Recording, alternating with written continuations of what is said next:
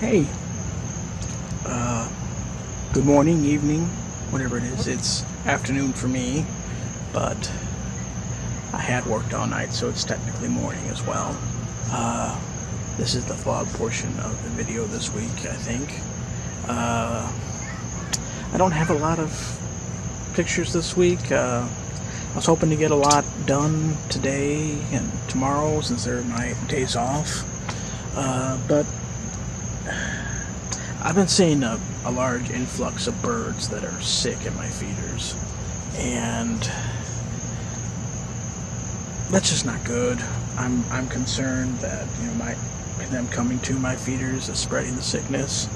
So what I'm gonna do, I think, maybe for the week or so, and I'm almost out of seed, so it works anyways, is that I'm going to shut them down basically and clean them out and give some time for the sick birds to disperse and see if we can stop being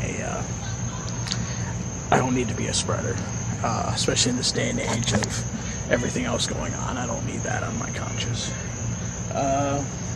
So yeah, so it'll be a light bird video this week. It happens, and I